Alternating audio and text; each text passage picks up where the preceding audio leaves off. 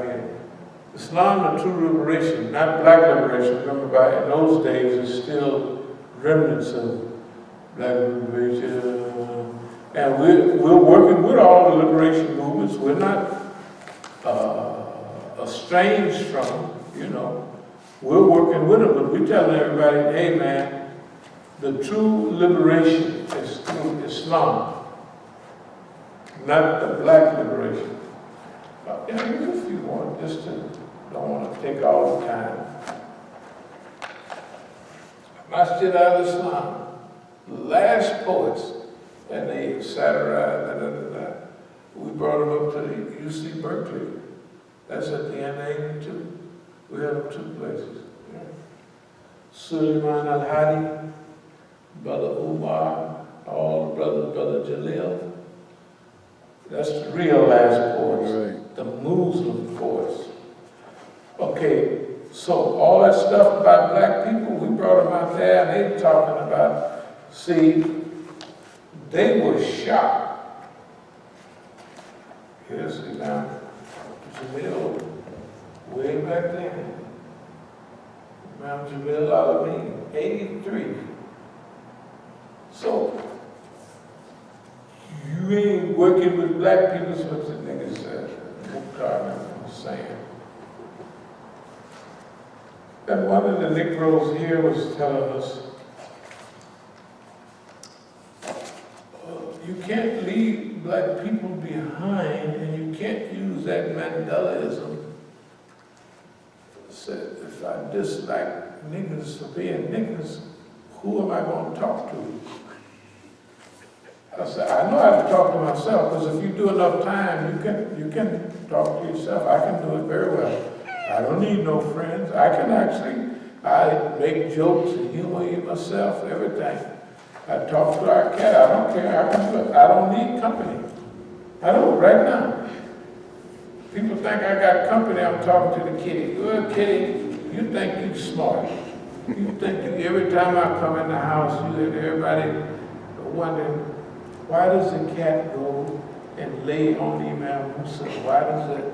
And I said, because y'all don't talk to the cat. Y'all just get some food and pop it down. And I said, I talk to the cat. The cat feels like we in something together. So we got a relationship. Y'all ain't got no relationship, just a pet. Just pop some food on there and go on about the business and don't talk to the cat. The cat don't know it, the cat know how I sound and everything, and I repeat the same thing over and over. The cat knows that whatever he's saying, it's all right. And whatever I want, I can give it. I can eat. I'll go out, come back, the cat mill around on the food tank. So I just gave you some gourmet food. I said, you don't like that little crap they feed you, that stuff out of the bag. So I go get gourmet food. So I got to tell her, Kitty, you got to eat up. If I put so many spoons, you got to eat. So the cat eat a little bit, and then I said, I'll go outside and play. Then jump up on the window. They won't jump up on their window, they just come where I'm at. Hey, I want to come in now. And they treat the cat, they'll roll down all the windows so the cat can't come and go. I said, y'all living like, what about the cat? The cat want to go and come, and y'all lock all the doors and close all the windows. Just leave the window there and go out the window. Well, it lets some air. I said, the cat got to have this. You can go and come when you want. But anyway, so you got to live like you want to live, you know. And not the way people, if we follow those stupid Negroes, they'd have us fighting the dumbest fights you ever seen. So here we are. All they have on this newspaper is some dirt. There's party and good God Almighty. Look at them. They worse than Negroes. This is a lot of Indians there. They got the Bali lady from Bollywood teaching them how to, you know, niggas know how to dance. But they playing and they got, look, it's just a big party show right here. U.S. Imam's anti-drug message. So when I come back to the U.S., I got it on the plane. You said that paper's from where? This is from Durban. This is from Durban, the main newspaper in Durban, South Africa. Mm-hmm. That's why when I got back to get it in Johannesburg to get on the airplane, I couldn't. They say, you can't get on no plane here. Because they was mad. All the people in South Africa, man, they put out a booklet everywhere I spoke. It had great, I might have shown it to you all a while back. And this is a fitna one. They knew I was coming to South Africa to raise money for the movement. So they called me ahead of time and say, we want you to come and I know it's true, they have a lot of trouble with drugs. And we're gonna send you all around the country. And I got top billing. Hey man, I spoke in all the big centers. I mean, I would actually be tired, you know what I mean? I spoke it. They got a whole booklet, I'll show it to you, it's a beautiful booklet. That was to throw me off, so I wouldn't come to South Africa and raise money. But guess what? They sent me all over on my own, and I got a chance to start a show at mosque, at black schools, at girls' schools, everywhere. The fools set me up. I go now. I don't have to go to them. Don't y'all remember me? Yes. Oh, I just wanted to see y'all have all these thousands of people. I see all the bins out here. I remember just making. So I could make an announcement to raise $20,000 per June. Easy. And then I'll put on the good brother stuff. Yes, watch and see. I'll be back in a minute. I'm gonna go to California first. See, because the summer is different over there. So, November, December, January, especially February, I'm headed to South Africa, because that's the summertime over there. I'm not headed over there now. I don't have to do nothing till I get ready to go over there. They could give me my money back, or they could keep it. And I'm gonna tell a story. And they got some revolutionaries there that I've met. And they got their little podcast and their little, remember one of the brothers came here from South Africa, and I know he was there, and he one of them. But you don't know. See, the rich guys control everything, and all the Islamic workers are like us. They're middle class, you know, stuff like that. So they work for the rich guys, but they wink and nod all the time. Yeah, you know why we're doing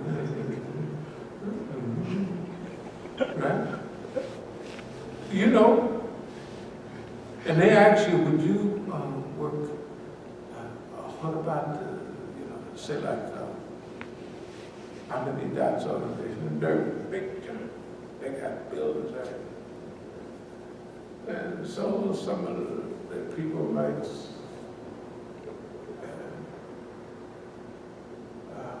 how much you get paid? I said, I get paid $9 outside. How you get by? This is the hustle. What about if I wanted to do this, that, and another, and the board of directors? I said, you got it, I know the board of directors. Those guys are big businessmen. He said, yeah, if I want to do something, they said, how many people you're going to get coming to Islam? It's like a doggone business. He said, Dawah? I said, of course not. It's not a business. You may spend $5 and get 1,000 people. If the wind blow right, you may spend $1 million and everybody throw eggs at you. So you did the wrong thing at the wrong time. So dawah, you don't put a money, you know what I mean?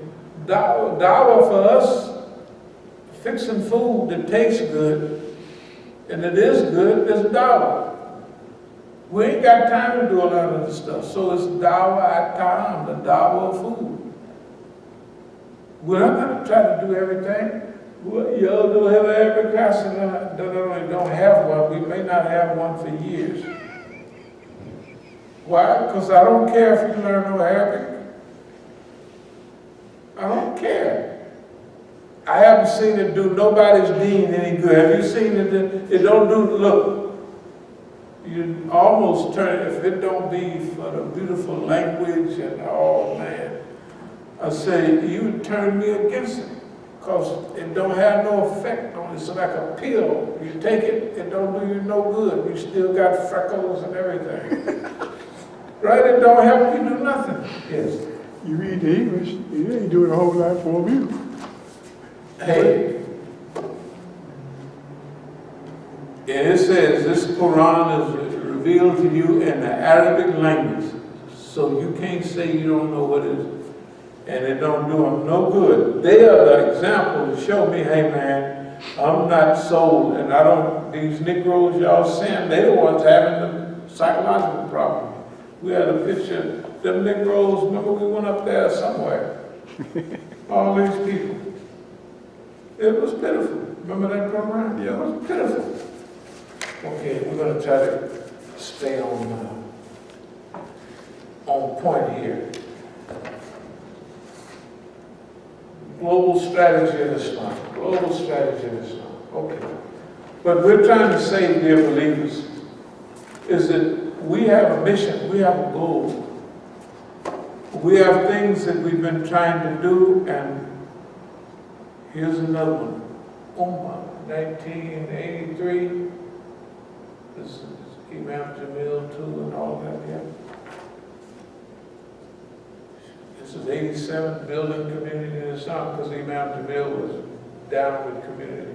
This is 87, community.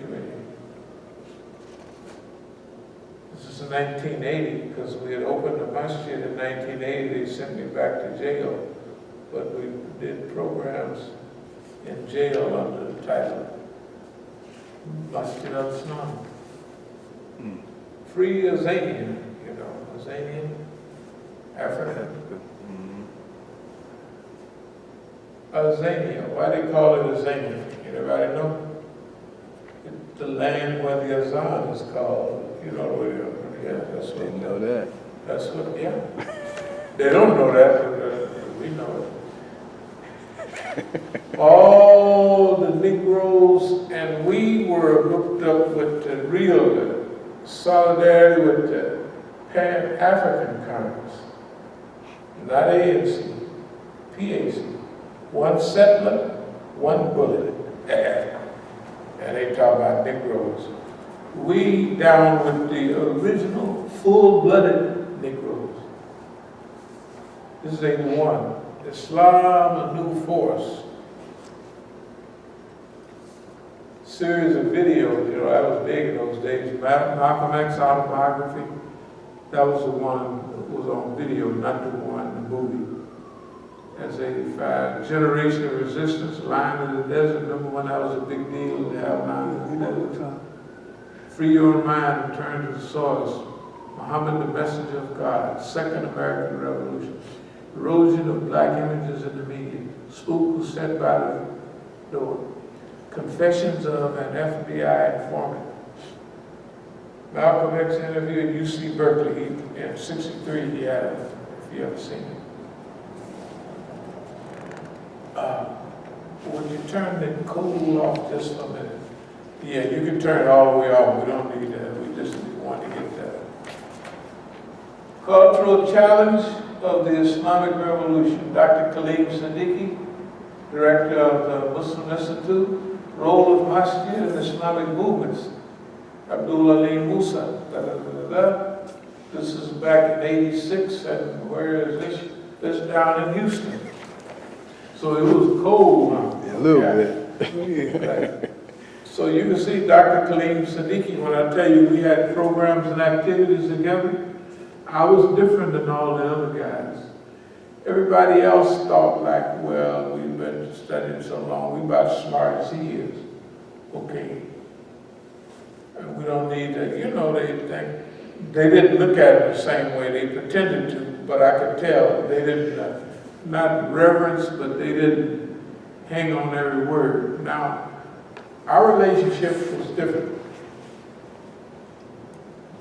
Dr. Kaleem Siddiqui was definitely an ideologue in Islam, definitely.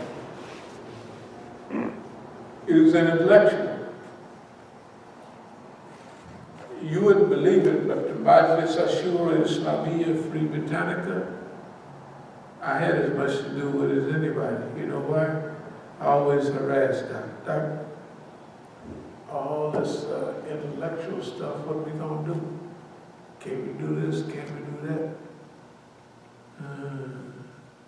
So I would walk and listen and see on the movement stuff, we was actually equal or ahead of everybody, because remember, we come through the colored stuff, then we go to Africa and we live through the whole experience. So we're ahead of them in practicality. We know the African movement, and we picked up bits of Islam from where we are. Algeria, Egypt, Sudan. So we always believed in implementation though, way over ideology. Because ideology is just reading books. I'm telling you. You can ask Pete O'Leal right now. He's in East Africa. He gave me this 5-volume set to read.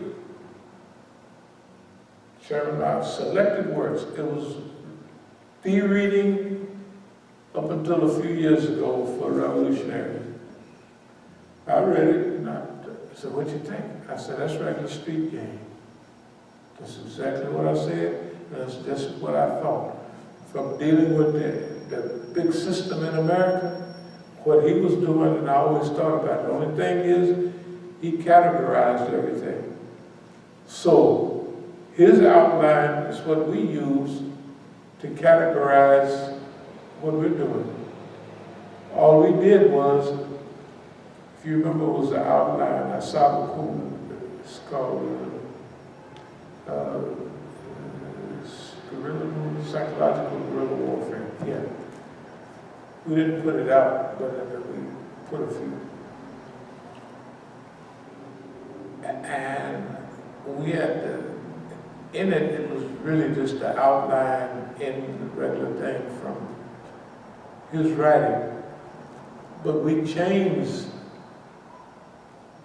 guerrilla warfare, strategic retreat. We changed all of it to fit what we are. Because see, remember, he's Chinese, so all of those, he referenced all of those things like the war, art of war, Sun Tzu's, he's referencing people way back 400 BC, 500 BC, all of that. And all of his references in his writing. Mm-hmm. So we're getting a whole collection of military history. Plus, when you study Baron von Clausewitz, he's the biggest military strategist. So we study him, we study everybody. We study everybody. But we pick what we need. When everybody hear it, they think 100% of it came from right in this neighborhood. Maybe 30–40% of it is, because you study the laws of war, you study history. You don't have to remake the wheel, you just have to make it fit on what you drive in. That's all. So anyway, we'll speed up. Role of Masjid in Bay Area Islamic unity. The people there will invite Abdul Malik, but we go back, here's 1984, role of Masjid in Islam in Bay Area Islamic unity. And guess who? Ibrahim Hamdani, Jamal Zaragoza, you know, translated Fiqh Sunnah, abdul-alim Musa. In those days, we were pretty good friends. Islamic awakening, and I'll move toward a close in just a second. Second annual salute to Black history, Malcolm X, his motto, statement from Federation of African American Unity, from Family Toto, and the movie Malcolm X, and then Last Poets, the video from that. And we're going to Malcolm the Man, Malcolm the Martyr, Malcolm Musa, and Malcolm the Martyr, age 30. They will invite abdul-Alim to talk about Black history and the Black movement. Not me, abdul-Alim don't know nothing but what he's read. He don't know the movement, he don't know the people, he don't know. Ambassador of the Islamic Republic of Iran, United Nations, is way back in '87. That's when Saeed Raja'i Khorassani was the ambassador. Sometimes we'd be pretty well organized, so we'd have our stationery. It's nice, Masjid al-Islam. We had colored paper and everything. See, at times it'd be like here, we're well organized, we got a lot of help. When we got a lot of help, you can tell what the stuff looked like. If you see the ragtag stuff, that's when I'm there by myself. And I just write it out and print it out and stick it out. Other times when you see stuff like this, that means we got the university, Berkeley crew working, and everybody is Islamic idealism. Idealism is not new. We've been dealing with it a long time. Okay. So anyway, the point I'm making is this.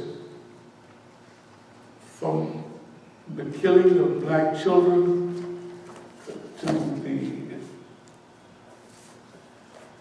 Islamization of the Black movement, all of that, we've been involved with that.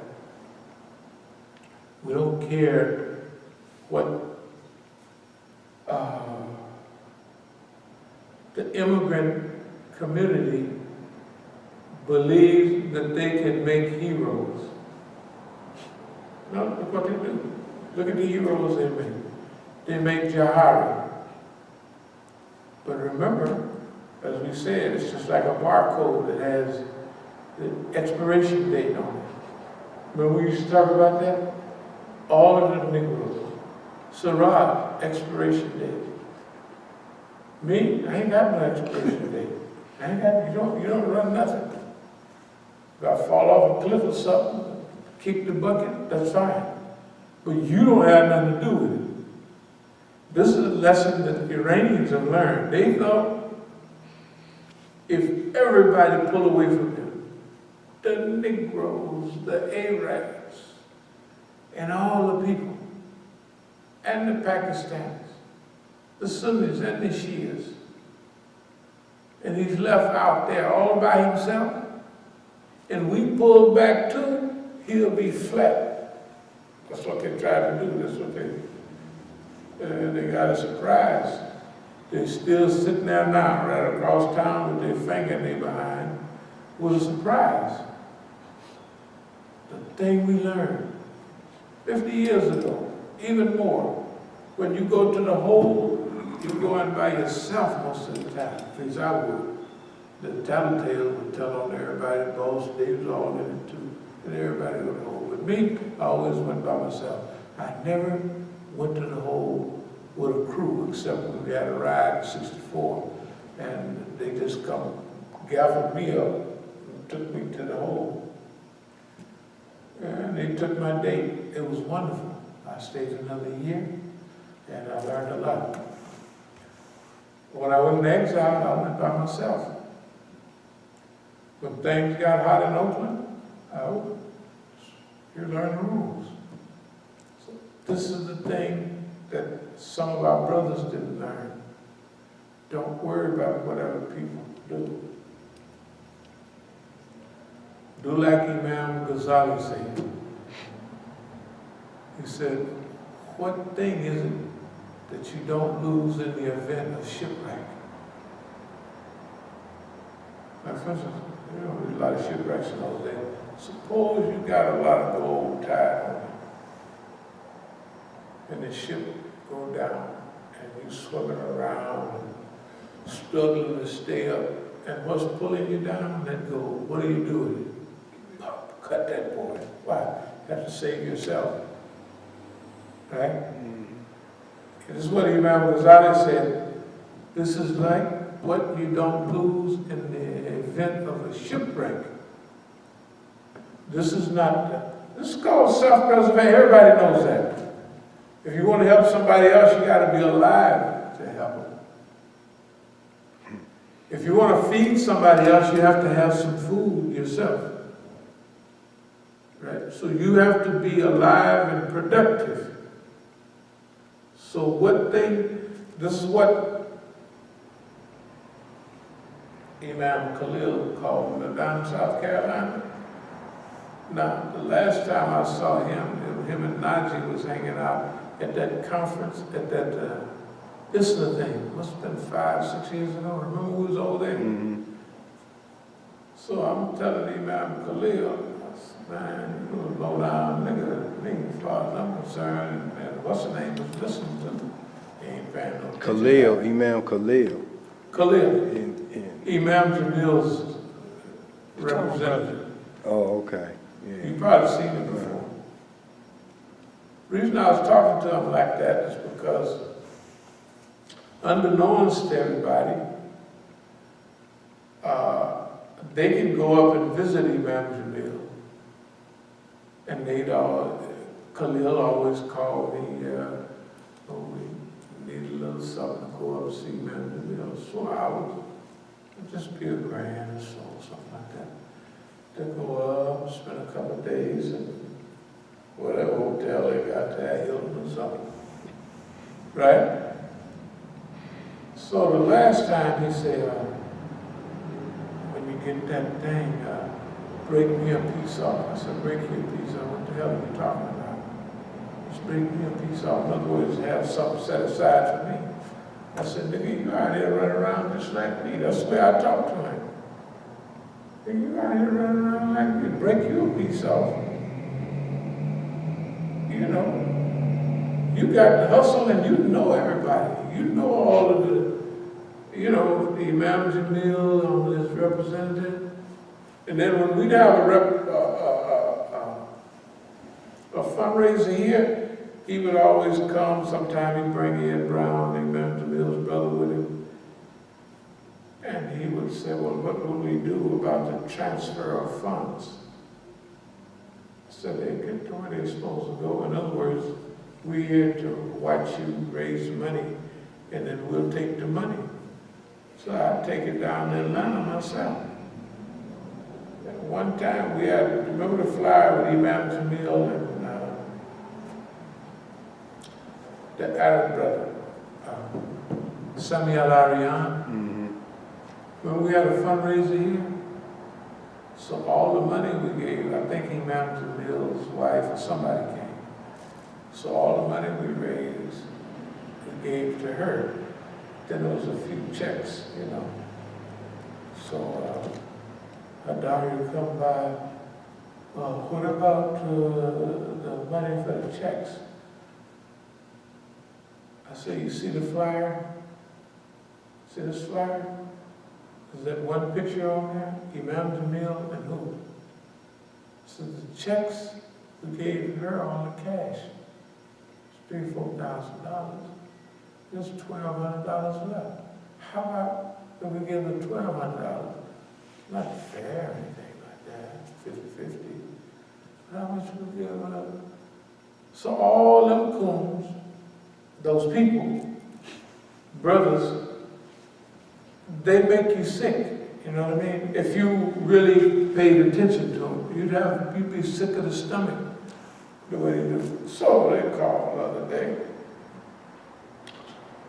We was out in Oakland, and so we heard some of the stuff from people who was with you. I didn't tell them nothing. I didn't say you heard from them niggas out there. You ought to be asking me what's going on. I ain't said nothing. Now we got this attorney, he wants you to be a part of this. Well, The first thing I'm gonna tell him is this.